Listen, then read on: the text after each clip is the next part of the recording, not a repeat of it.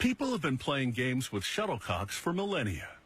In the mid-19th century, the British created the game badminton, in which players hit a shuttlecock back and forth over a net. Made of feathers and cork, the shuttlecock predates badminton by thousands of years.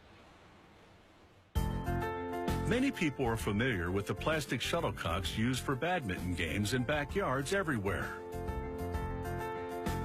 But serious players use the original feathered shuttlecock. This facility uses duck feathers to build their shuttlecocks. Workers start by aligning them with the feather side up and storing them in cups in preparation for the next phase of production. Having the feathers aligned makes it easier for a worker to feed them one by one into a specialized sorting machine. This device has 26 different sensors that measure each feather. The feathers must be a specific size and have a precise angle. The machine sorts feathers of the same size and angle into different bins.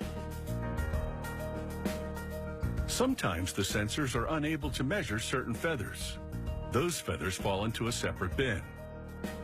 A worker uses a special chart to measure them by hand.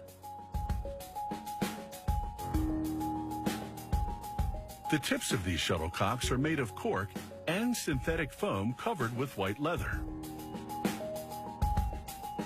It's time to start assembling the shuttlecocks. Each shuttlecock has 16 feathers, which must all be precisely the same length.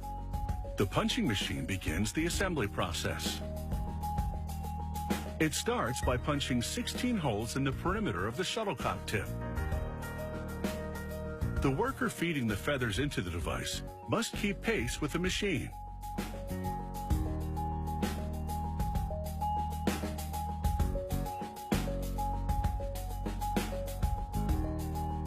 A worker uses flat-nosed pliers to adjust the angle of each feather. She then places the shuttlecocks inside a miniature wind tunnel to see if they're properly balanced.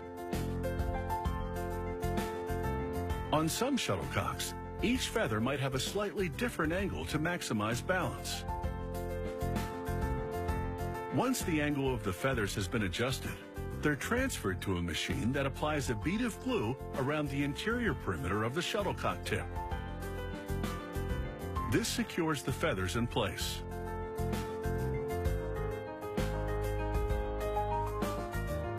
To further stabilize the feathers, workers place them in a specialized sewing machine that binds them securely together with 2 rows of thread.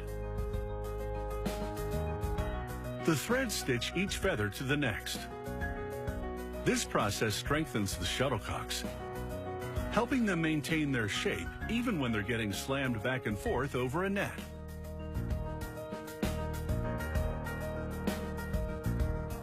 When the machine is finished stitching the shuttlecock, a worker ties off the thread to keep it from unraveling and cuts off the excess. Finally, she evens out the thread rows. With the threads in place, the shuttlecocks must undergo a final tuning. A worker once again adjusts the feathers to ensure proper balance. A machine applies glue to the threads on the shuttlecock, locking them in place to give them the necessary rigidity. The thread is made to quickly absorb glue. A worker applies a green strip, which indicates a slow-speed shuttlecock. Medium-speed shuttlecocks get a blue strip, fast ones are red. It's time for quality control testing. A machine equipped with a racket-like arm fires the shuttlecocks to a waiting worker. Shuttlecocks can travel at speeds as high as 300 feet a second. That's twice as fast as a pitcher can throw a baseball. Once the shuttlecocks have passed the quality control test, a worker inserts 12 at a time into long cardboard tubes, similar to those used to hold tennis balls. With 16 feathers, It's no wonder the shuttlecock is also known as a birdie. These high-quality products are ready to fly.